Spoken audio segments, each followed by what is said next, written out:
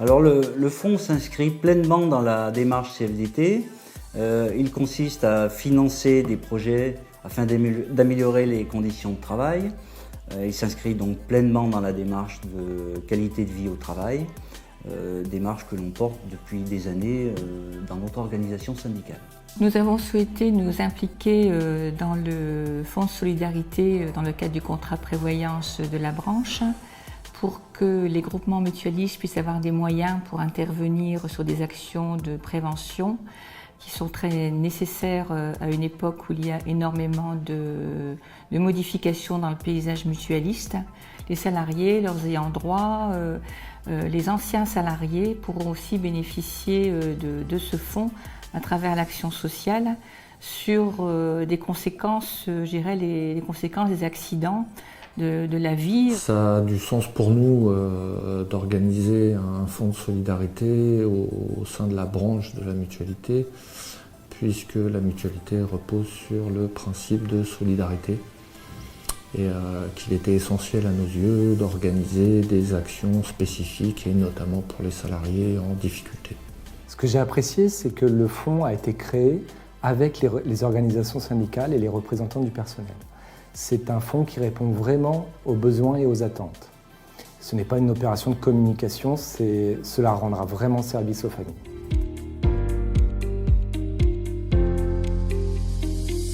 Déjà, la mutualité fait partie de l'économie sociale et solidaire et dans ses fondements, la notion de solidarité est prégnante. Toutes générations confondues, on répond, quels que soient les revenus, quelles que soient les situations, à des préoccupations. Alors au-delà de la solidarité mutualiste, moi j'aimerais parler de la solidarité tout court, puisque l'objectif du fonds, le projet même du fonds, incarne la volonté des partenaires sociaux d'anticiper les risques au travail et d'améliorer la qualité de vie au travail comme on souhaite le faire.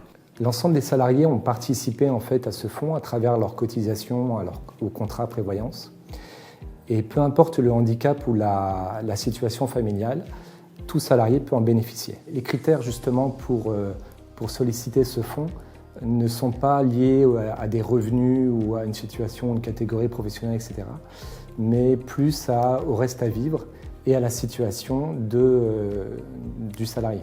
Eh bien en fait ce fonds est assis sur un prélèvement de 2% qui est effectué sur les cotisations de prévoyance, qui sont donc des cotisations sociales. Et ce fonds répond donc à ce principe ancien que l'on cotise en fonction de ses moyens et que l'on reçoit en fonction de ses besoins. Alors nous avons commencé par communiquer auprès de nos instances de la fédération et auprès de nos syndicats de façon à ce qu'ils dirigent l'information auprès des équipes sur le terrain. On a commencé par désigner des référents solidaires qui vont être formés pour justement prêcher la bonne parole. Nous avons plusieurs moyens de communication au sein du collectif et du secteur mutualité. Notamment une publication régulière qui s'appelle Ça bouge, dans laquelle nous avons communiqué à plusieurs reprises sur l'existence de ce fonds et la nécessité pour les syndicats dans les organismes mutualistes de communiquer sur ce fonds auprès des salariés.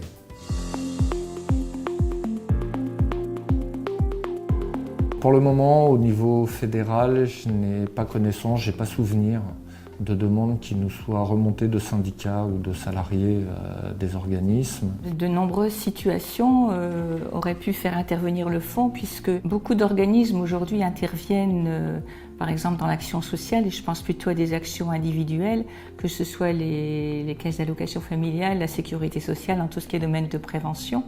Mais c'est quelquefois pas suffisant. Personnellement, j'en ai pas fait remonter, on n'en a pas eu à faire remonter spécifiquement, peut-être un cas, et il a été en partie pris en charge. Différentes situations auraient pu faire intervenir le fonds. J'ai un collègue dernièrement qui a évoqué avec moi sa perte d'audition. Il vient de le découvrir et il s'inquiète de savoir comment il va être appareillé et surtout comment la mutuelle santé va le rembourser. Et c'est vrai que la totalité de la prise en charge ne sera pas effectuée. Donc j'ai naturellement pensé au fonds et je vais l'orienter vers le référent solidaire qui répondra à toutes ces questions.